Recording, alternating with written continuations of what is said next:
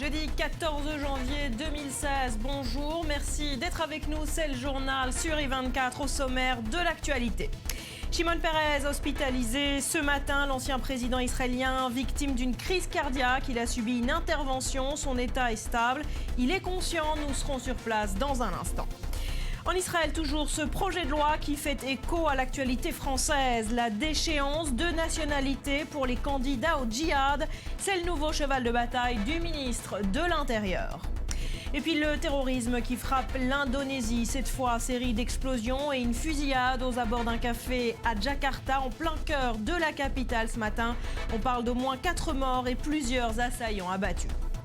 Dans le journal également, exercice périlleux pour Manuel Valls, le Premier ministre, opposé à la politique spectacle, participera pourtant ce samedi à l'émission de Laurent Ruquier sur France 2, Pente savonneuse, décryptage à suivre.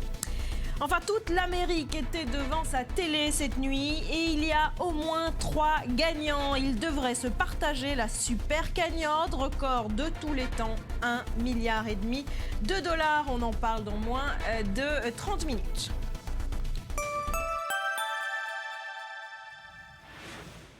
Bienvenue à tous. Shimon Peres a donc été victime ce matin d'une crise cardiaque. L'ancien président israélien âgé de 92 ans a subi une intervention chirurgicale à l'hôpital Shiba de Tel Aviv où on vous retrouve Léa Berdugo. Quel est l'état de Shimon Peres ? Écoutez, il est conscient, il va bien, il communique. Ce sont les informations dont nous disposons par le biais de son porte-parole, mais également par le biais de son gendre et médecin personnel, Rafi Walden, à qui nous avons pu parler. Je vous propose d'écouter son intervention. Oui, il s'agit d'un jeune sujet de 92 ans qui est dans parfait état de santé, qui a ressenti ce matin une douleur précordiale dans la poitrine. Et nous l'avons amené immédiatement à l'hôpital pour ne pas prendre aucun risque. Et nous lui avons fait une cathétérisation cardiaque dans laquelle on a trouvé qu'une des artères, pas la plus importante, mais une des artères qui nourrit le myocarde est bloquée. Alors cette artère a été dilatée avec un grand succès, un stent a été introduit et maintenant la circulation sanguine du cœur est parfaitement rétablie. Il était tout le temps conscient, il n'a pas beaucoup souffert et maintenant il est en pleine forme. Il insiste à continuer son programme de la journée, il rouspète contre son équipe qui insiste qu'il reste à l'hôpital. Et l'échocardiographie qu'on a fait maintenant à la suite de la cathétérisation montre que le cœur fonctionne d'une façon parfaite. Voilà, Shimon Peres, donc vraisemblablement en pleine forme, selon les mots de son médecin personnel, qui est également son gendre. Merci en tout cas à Léa Berdugo sur place. Autre titre, et on reste en Israël. Prison à vie requise pour 2 Israéliens dans l'affaire de ce jeune Palestinien brûlé vif. L'assassinat de cet adolescent, Mohamed Abourder, avait contribué, vous en souvenez, à l'escalade des violences menant à la guerre de Gaza à l'été 2014. Les précisions de Joseph Emmanuel. Prison à vie, c'est la sentence du tribunal de Jérusalem contre 2 Israéliens.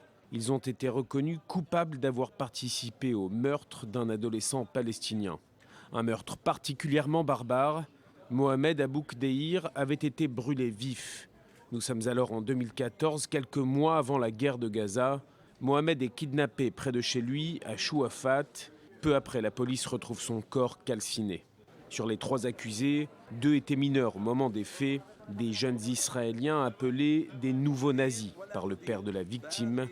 Ce meurtre a fait tressaillir la société israélienne, peu habituée à ce qu'on nomme désormais le terrorisme juif.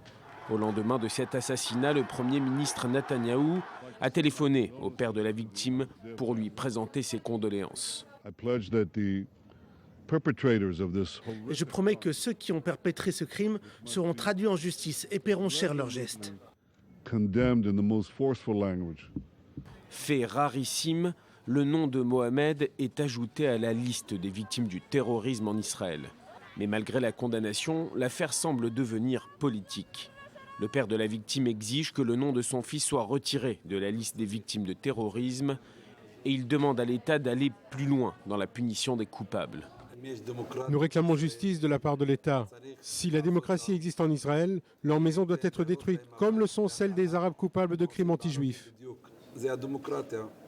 Mais la demande du père de la victime a peu de chances d'être réalisée. Ces démolitions n'ont pas lieu quand le terroriste est un Israélien, qu'il soit juif ou arabe. Et on va plus loin avec vous, Mathias Inbar, au sujet de cette affaire. Est-ce que les réquisitions du procureur vont être entendues? On ne peut imaginer que la prison à vie pour ces deux jeunes Israéliens?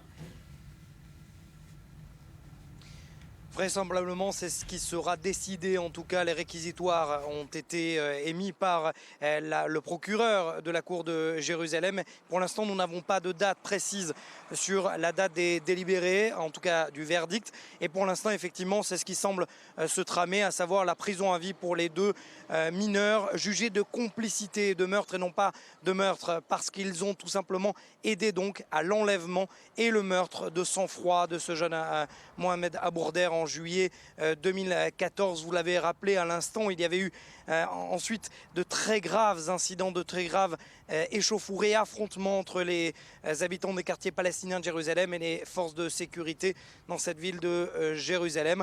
Le père, en tout cas, de la victime regrette en tout cas la lenteur de la justice israélienne et a déclaré d'ailleurs hier que finalement si ces mineurs et surtout le principal accusé, celui qui a 29 ans, il est majeur. D'ailleurs, ses avocats invoquent l'état psychiatrique pour juger la non-responsabilité légale de leur client. Mais le père, en tout cas pour revenir au père de Mohamed Abourder, regarde la lenteur de la justice et dit que si finalement ils avaient été jugés immédiatement, il n'y aurait pas eu d'incendie criminel causant la mort de la famille Darwabché. C'était à Douma il y a plus de 6 mois. Autre précision, Mathias, on l'a entendu, les parents de la victime exigent également que la maison des deux terroristes juifs soit détruite, même sort que pour les terroristes palestiniens. C'est une demande qui a des chances d'aboutir? Pour l'instant, si l'on parle à tous les experts de la justice israélienne, c'est une demande qui a peu de chances d'aboutir, tout simplement parce qu'ils nous disent, comparativement à la société palestinienne où il y a un effet de masse et surtout il y a des démonstrations de joie et où on pousse à l'effet de martyr, on ne parle pas de terroristes dans la société palestinienne, mais bien de martyrs. Et donc voilà pourquoi, selon les experts de la justice israélienne, il y a peu de chances à ce que cette décision, en tout cas, soit acceptée, cette proposition plus exactement, soit acceptée, parce que vous le savez, immédiatement, que ce soit pour le meurtre de Mohamed Abourder ou de la famille Darwabché, il y a eu une levée de toute la société israélienne pour regretter et surtout condamner ces deux meurtres. Merci Mathias pour ces précisions. Et en Israël, toujours ce projet de loi qui fait écho, je vous l'annonçais en titre, à l'actualité française. La déchéance de nationalité pour les candidats au djihad, pour la plupart des Arabes israéliens. C'est le nouveau cheval de bataille du ministre de l'Intérieur, Julien. Quels sont les nouveaux critères de cette loi? En clair, qui est concerné? Oui, c'est le nouveau cheval de bataille du nouveau ministre de l'Intérieur, Aryeh Deri, qui estime qu'actuellement il y a au moins 10 Arabes israéliens dans les rangs de l'État islamique en Syrie et en Irak. Il demande donc que chaque Israélien qui quittera les frontières du pays pour rejoindre l'État islamique se verra retirer la nationalité automatiquement, sans procédure judiciaire. Regardez, on va voir un petit peu ce que prévoit cette loi. Déchéance immédiate de la nationalité israélienne sans procédure judiciaire, sans avoir besoin d'être revenu sur le territoire israélien. C'est important. Pourquoi? Parce que c'est pour les dissuader. Si vous partez, vous ne pourrez pas revenir. Donc on n'a pas besoin d'attendre qu'ils reviennent. Et enfin, dernière mesure, c'est directement entre les mains du ministre de l'Intérieur et pas entre les mains de la justice et de la Cour suprême, comme c'est le cas actuellement. Aryeh Deri a estimé que cette modification de la loi est primordiale, car Israël voit de plus en plus d'Arabes israéliens rejoindre l'État islamique et c'est une menace pour la sécurité de l'État d'Israël. Il veut donc, à partir du moment où ils ont quitté le territoire, leur retirer la nationalité, et comme ça ils ne peuvent même pas revenir. À l'inverse des djihadistes européens qui reviennent en Europe et commettent des attentats en Europe, ils disent eux ne pourront pas revenir en Israël. Alors, Israël n'est pas le seul pays, évidemment, à envisager cette déchéance de nationalité. On en parle énormément encore en France. D'autres pays l'appliquent aussi. Alors, on va revoir d'abord la situation en France. On va regarder après, comparativement avec les États-Unis, regardez en France ce que dit actuellement le Code civil. Il y a plusieurs cas où la déchéance de nationalité est envisagée. On les voit à l'écran, terrorisme, haute trahison, espionnage, acte préjudiciable à la France. Mais tous ces cas sont valables uniquement si la personne n'est pas née en France, c'est-à-dire si elle a acquis la nationalité et si elle a une autre nationalité. François Hollande a voulu changer un peu cette mesure en gardant le cas de double nationalité parce qu'il est interdit en droit international de rendre les personnes apatrides, c'est-à-dire sans nationalité. En revanche, il a voulu changer le cas des personnes nées en France. Écoutez, c'était au Congrès devant les parlementaires réunis après les attentats, on s'en souvient. La déchéance de nationalité ne doit pas avoir pour résultat de rendre quelqu'un apatride. Mais nous devons pouvoir déchoir de sa nationalité française un individu condamné pour une atteinte aux intérêts fondamentaux de la nation ou un acte terroriste, même s'il est né français. Je dis bien même s'il est né français.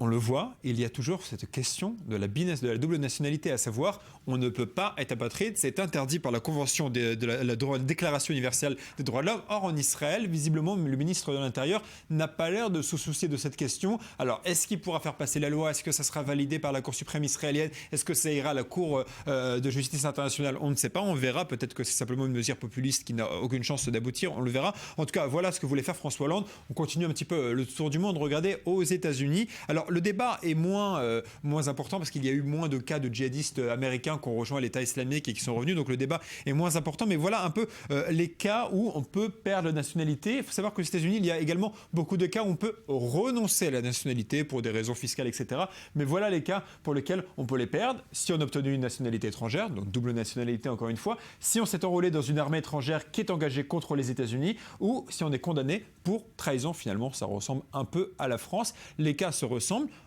Affaire à suivre pour Israël, notamment pour cette affaire de double nationalité. Merci Julien. Terrorisme toujours et il n'a pas de frontières. On le voit aujourd'hui encore. C'est cette fois l'Indonésie qui est touchée. 6 explosions et des coups de feu à l'extérieur d'un café au retenti dans le centre de Jakarta tôt ce matin. Bilan au moins 4 morts et plusieurs assaillants abattus. Les précisions de Joseph Emmanuel.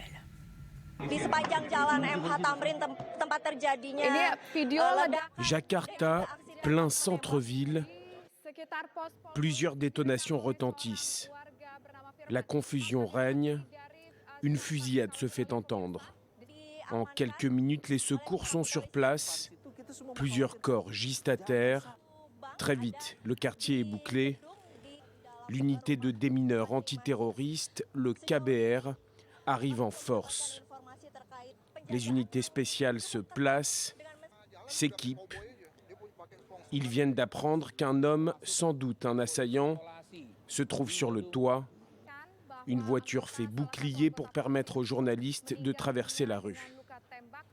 À l'approche des policiers, des tirs retentissent encore à l'extérieur d'un café Starbucks. Selon la police, au moins une des explosions pourrait avoir été provoquée par un kamikaze. Et puis en Turquie, 2 jours après l'attentat d'Istanbul, vague d'arrestations de complices présumés hier. Le quartier touristique de Sultanahmet est lui toujours déserté ce jeudi. Le reportage d'Océane Nicole. La Turquie poursuit ses recherches 2 jours après l'attentat suicide d'Istanbul qui a tué 10 touristes. L'enquête avance, plusieurs arrestations ont eu lieu, 5 suspects ont été mis en garde à vue. La police turque l'affirme, cette attaque a été perpétrée par un migrant venu de Syrie âgé de 28 ans. Il était entré quelques jours plus tôt sur le territoire turc. Cet individu n'était pas sous notre surveillance, il n'était pas suivi. Il est rentré normalement comme un migrant lambda, comme n'importe quel individu dans notre pays. Mais suite à l'attaque, toutes ses connexions ont été scrupuleusement examinées et ses liens avec Daesh ont été mis en lumière. Mais aussi des liens avec des personnes utilisées par Daesh faisaient partie de son entourage. Selon les médias locaux, le kamikaze identifié comme Nabil Faldi est né en Arabie Saoudite. Il est arrivé en Turquie le 5 janvier dernier. C'est grâce à ses empreintes digitales enregistrées par les services d'immigration que la police a pu l'identifier rapidement. Cette attaque a été revendiquée par le groupe État islamique. Le Premier ministre turc s'est dit prêt à prendre les mesures nécessaires pour stopper ces attentats. Si ces sous-traitants de Daesh imaginent qu'ils pourront s'en prendre à la Turquie, Comme malheureusement nous venons de le vivre et comme nous en avons trop souffert, la Turquie est prête à prendre toutes les mesures qui seront nécessaires pour anéantir toutes les organisations sous-traitantes et tous ceux qui coopèrent avec elle. La Turquie est en état d'alerte maximale depuis le 10 octobre dernier, depuis l'attentat devant la gare centrale d'Ankara, un attentat qui a fait 103 victimes. Et toujours en Turquie, à noter ce nouvel attentat ce matin, cette fois attribué aux séparatistes kurdes. Une voiture piégée a explosé devant un commissariat dans le sud-est du pays. 5 personnes ont été tuées, 39 autres blessées. Il est 12h15 à Tel Aviv, c'est le journal. Vous êtes sur I24. Tout de suite, l'essentiel de l'actu avec vous, Elsa Miboun. Bonjour Barbara, bonjour à tous. L'attaque de Jakarta en Indonésie est désormais terminée. C'est ce qu'a déclaré le chef adjoint de la police nationale. 2 civils, dont un ressortissant néerlandais, ont été tués, 5 assaillants neutralisés. On dénombre également plusieurs blessés. L'État islamique avait lancé un avertissement énigmatique envers ce pays. L'OMS annonce la fin de l'épidémie Ebola en Afrique de l'Ouest avec l'arrêt de la transmission au Libéria, le dernier pays où un cas avait été détecté en novembre dernier.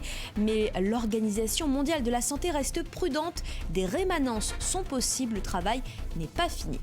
Il y a 5 ans, jour pour jour, Zinel Abidine Ben Ali quittait la Tunisie pour se réfugier en Arabie Saoudite. Après le bouleversement politique de janvier 2011 qui avait soulevé tant d'espoir, que reste-t-il de la révolution de Jasmin? Le progrès social reste le grand absent du bilan. Voilà pour les titres. Merci Elsa. On jette tout de suite un coup d'œil à la météo de ce jeudi.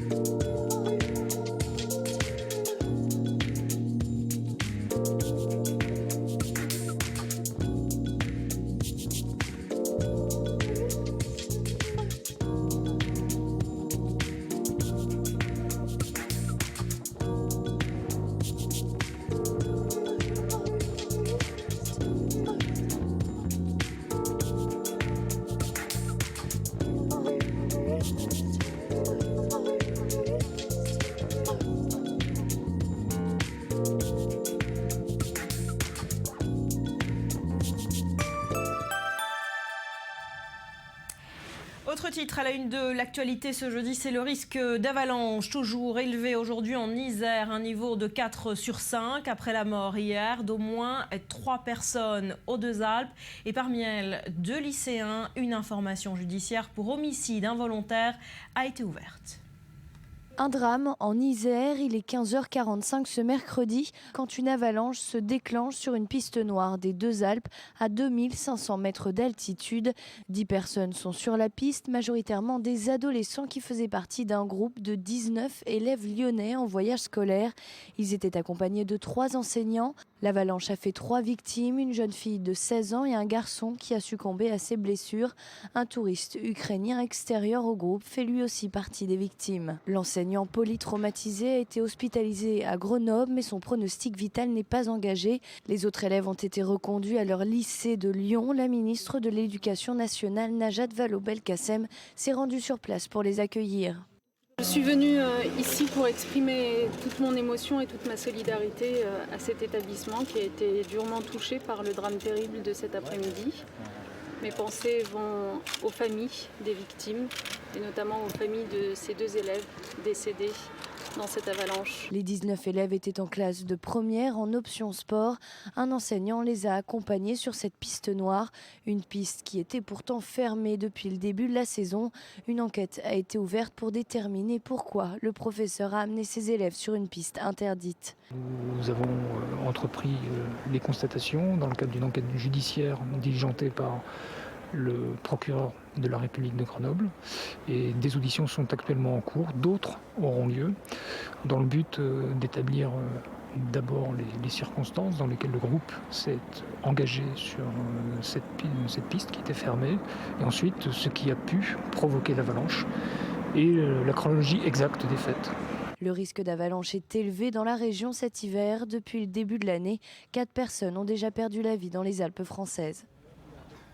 Et on reste en France avec l'affaire de la kippa qui a tourné hier au débat politique national. François Hollande lui-même a réagi. Le suspect de l'attaque antisémite, lui, a passé la nuit en prison. Il a été mis en examen pour tentative d'assassinat en relation avec une entreprise terroriste. Il a déclaré aux enquêteurs avoir honte de ne pas avoir réussi à tuer l'enseignant qu'il a agressé à la machette. Le parquet de Paris a ouvert une information judiciaire. L'agresseur est mis en examen pour tentative d'assassinat terroriste. Il est actuellement placé en détention provisoire. L'adolescent terroriste était jusqu'alors inconnu des services de renseignement. C'est par Internet qu'il se serait radicalisé. Il a dit à ses enquêteurs s'intéresser aux tests djihadistes depuis plus d'1 an. Cette attaque a été condamnée par l'ensemble de la classe politique. Elle est l'occasion pour le président de rappeler son attachement à la liberté de culte. Il est insupportable dans notre pays que des citoyens se voient inquiétés, agressés, frappés en raison de leur choix religieux. Il est insupportable qu'ils puissent en tirer la conclusion qu'il faudrait se cacher. Seulement quelques blessures au dos et aux mains. Le jeune enseignant sait qu'il a échappé au pire. Une lame de 50 cm de long, c'était une agression pour tuer. La victime se remet doucement. C'est grâce à Dany que les policiers ont pu interpeller l'agresseur. J'ai trouvé de la station-service juste en face avec mon scooter. J'allais partir. Quand j'ai entendu donc les cris de M. Amselem, je suis son nom après. Et j'entendais « Pourquoi vous faites ça? Vous allez me tuer ». Bon, quand j'ai vu l'agresseur avec des grands coups de machette, j'ai vite compris de quoi il s'agissait. Donc en un instant, on ne réfléchit pas trop. Je me suis dit il faut faire quelque chose. Donc j'ai traversé la route quand la voiture m'a permis de passer. Et au moment quand je suis arrivé, donc l'agresseur avait perdu sa machette. Et M. Amselem était par terre, il s'est relevé, il a montré, il a dit « Rabbi, il m'a attaqué avec ça, c'est parce que je suis juif, parce que j'avais la kippa ». Cette attaque est la 3e attaque antisémite en quelques mois dans la ville de Marseille. Et le débat sur le port de la kippa a largement dépassé les frontières de la France. Ici, en Israël, on le suit de près. Exemple, à Netanya, où Maxime Perez est parti à la rencontre de la communauté francophone. Et je vous rappelle que vous êtes sur le www.radiofuté et la radio francophone d'Israël et son animateur vedette, Charles Ben-Guigui. Israël, 24 heures sur 24. Une fréquence généraliste où l'on traite des sujets d'actualité, y compris en France. Forcément, les récents événements à Marseille font réagir les auditeurs.